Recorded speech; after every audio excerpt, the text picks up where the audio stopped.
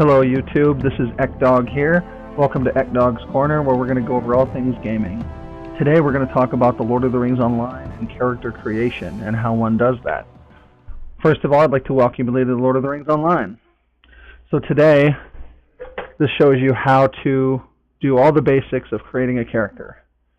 So, first of all, when you log in, you'll have to create an account. Luckily, it's a free-to-play game.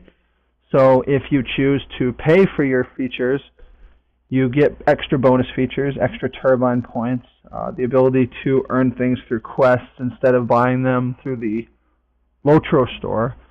LOTRO, by the way, is the abbreviated version of Lord of the Rings Online, for those of you who are new to the game.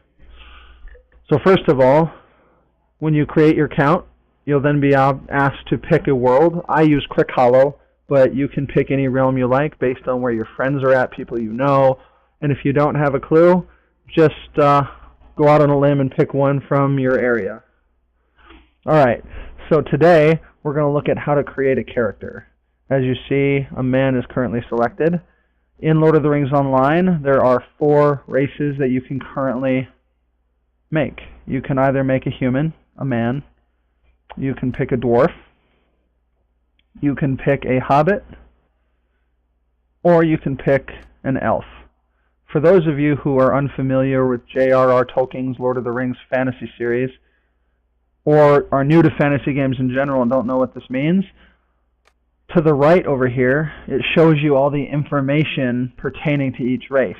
It shows you the special skills and things you will be getting. It also shows you based on the class you pick within that race, because not all races can be all classes.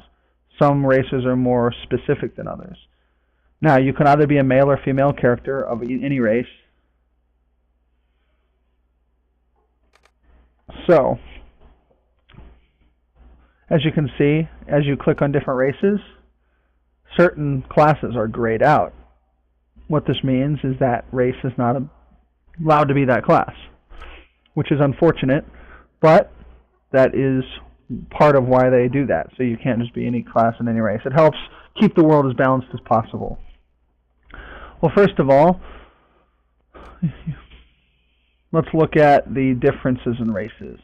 Alright, so men are standard, just like we are in real life. They live natural, 75 to 100 year lifespans, can have magical ability, but for the most part,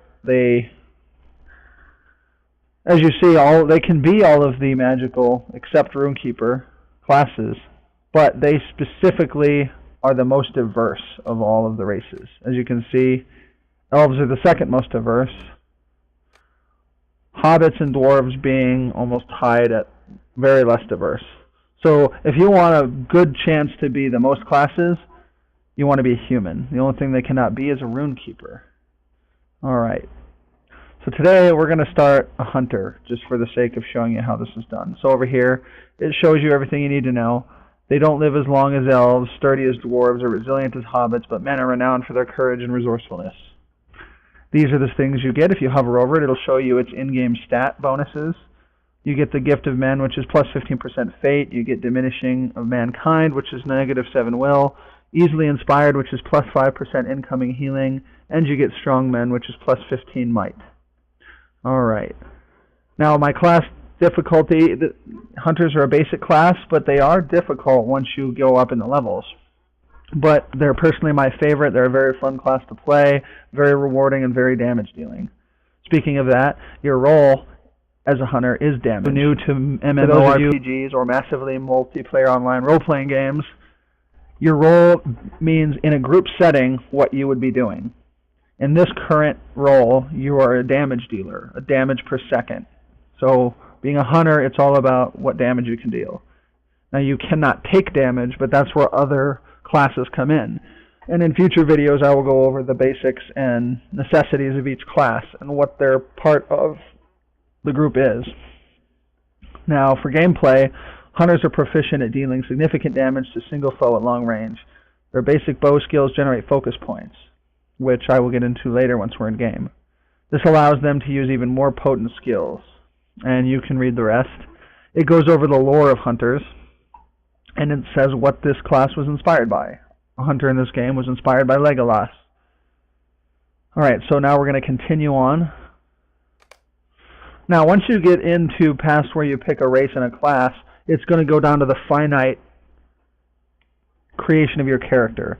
First of all, up here in the top left, you're going to select the origin of your human. Now, those of you familiar with the Lord of the Rings lore are going to know what these are. Breelands, Dalelands, Gondor, and Rohan. These are the regions that are under the dominion of men in Middle-earth. So first you'll pick one, and if you don't know what these are, you can either look them up online, or for your convenience, down on the bottom left corner, it states a little bit about this corner of the world. We're going to go with Gondor today for the sake of simplicity. And for those of you who are unimaginative when it comes to name making, you can either look here and it gives you the basic masculine endings, you know, the beginnings of names, endings of names, some common examples from the books that people mostly know.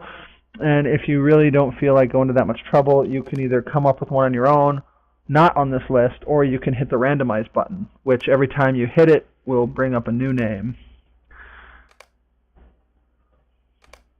Alright, so now on the right here, this is where you pick all the customization of your character's looks, his aesthetic look.